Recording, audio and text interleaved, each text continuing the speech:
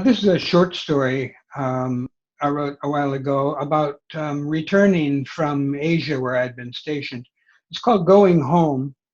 Uh, Coming Home was already taken by the film and story, but it's the same subject of how veterans returned without a lot of appreciation, and yet they also did get appreciated. So here it's a short story. It's only 1,500 words. It's called Going Home. Sergeant Clark jerked his thumb at the tent flap and slapped a bug on his neck. Top wants to see you. Insects. One more hardship in Vietnam. With a knot in my stomach, I hung my Bakelite headphones on the radio receiver and ducked out of the muggy operations hooch. As I headed across the red, defoliated earth to headquarters, the tropical sun beat mercilessly down on me and my boots kicked up dust. I had plenty of time to think. A request to report to the first sergeant was not good news.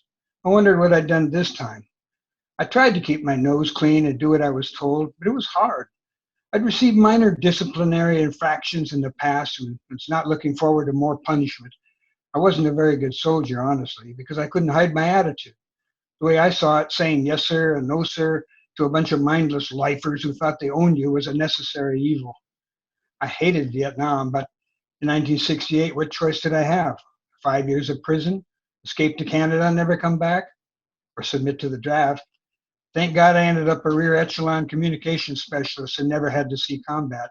I just did my job, and I did it well too, because other people's lives depended on it. But the war was just wrong, even if no one would admit it. Once again, I found myself regretting with all my heart that I'd been drafted in the Army. Your Darrell says today, the first sergeant said. You're leaving. What? I said. My blood ran cold as I stood at Top's desk. Was this a trap? My expiration duty date wasn't for another 29 days. Were they going to punish me for something? They couldn't actually extend my tour of duty in this godforsaken place, could they? Without looking up from his desk, the first sergeant continued. Division sent an immediate request for a radio operator to Petaluma, California. Captain granted it. You're leaving this rat hole a month early. Unless you want to stay. He looked up. I was shocked, but only for a second. No, sir, First Sergeant, I answered. 11 months in country is enough for me. Good, he said. You're relieved of duty, so gather up your personal effects and clear out. You got 30 days leave between duty stations, and it starts now. There's a Huey leaving division before dark. Be on it. Now get out of here. He waved me away. That evening, sequestered at the transit barracks in Saigon with a bunch of other 20-year-olds, I waited for an early morning flight out. I didn't sleep well, torn between feeling how lucky I was and worried that someone had made a mistake. Would I actually make it to the Freedom Bird? After all, who trusted the Army? A fitful few hours later, we made ready for the 19-hour flight back to the world, entombed inside a cavernous Air Force cargo plane. Taxiing heavily down the long runway, everyone in the plane was completely silent. It stayed that way until the captain announced that we'd cleared Vietnamese airspace. That's when the cheering erupted. Guys were slapping each other on the back, yelling and babbling on. A couple of guys lowered their heads and were crying.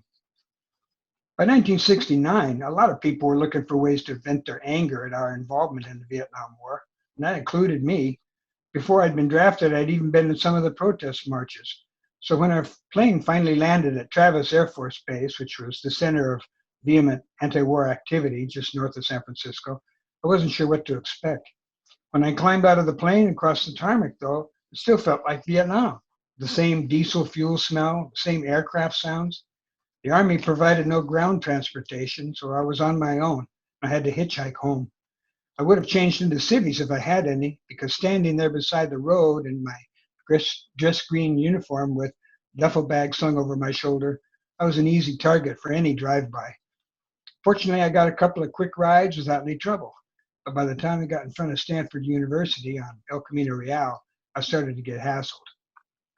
When I first saw the Volkswagen bus coming toward me, spray painted in fluorescent colors and with a big black peace symbol on the front, I thought it was my friend Jeff's van. His was painted like that. For a second, when it started slowing down, I even thought it was going to stop. I was wrong.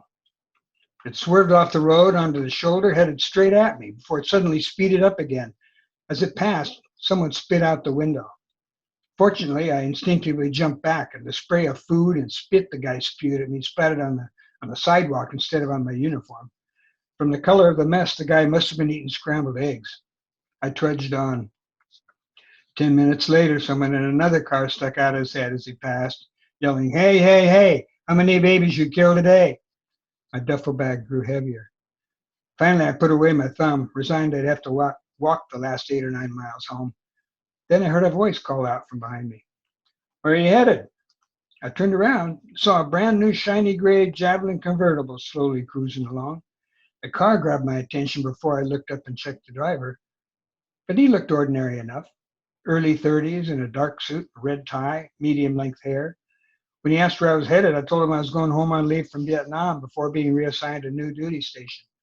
He told me he'd give me a ride all the way home if I didn't mind waiting while he stopped to pick up his girlfriend. They had a dinner date for later that evening. He parked in front of a nondescript two-story apartment building, and as I followed him up the outside stairway, my feet clanged heavily on the wrought iron steps. Inside, I stood by the open front door while they went into the bedroom and talked privately with his girlfriend. In a few minutes, they came out smiling together. Boy, she was a stunner. Leggy, orange miniskirt, blonde, with a surprisingly welcome look on her face. In a cheery, light-hearted voice, she explained she was a flight attendant for Air America. That was the charter airline which ferried soldiers back from Vietnam after a tour of duty. I nodded, but I was thinking of other things and didn't pay much attention. The two of them made small talk as she gathered up their things to go and we returned to the car. I was quiet, riding in the back seat with the top down.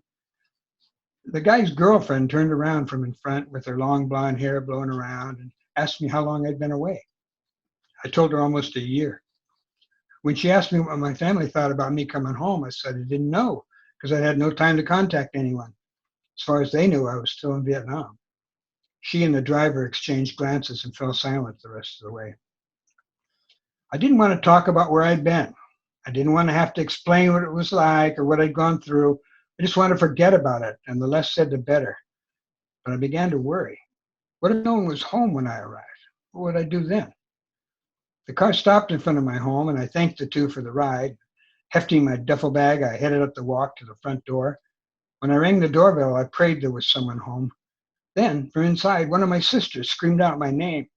The screen door banged open, and she and my other sister rushed out, hugging me and crying. My younger brother followed, and moments later, my mom came out, followed by our Boston Terrier, Corky, who started barking and running around in circles. I found myself in a mob, being hugged by everybody while they shouted questions, wanting to know if I was all right and how I got home. And as I basked in the welcome, I happened to glance back at the street. The Javelin still sat there at curbside, engines still running. The driver and his girlfriend were hugging each other and crying. Tears poured down their faces. I smiled a mile wide and I waved.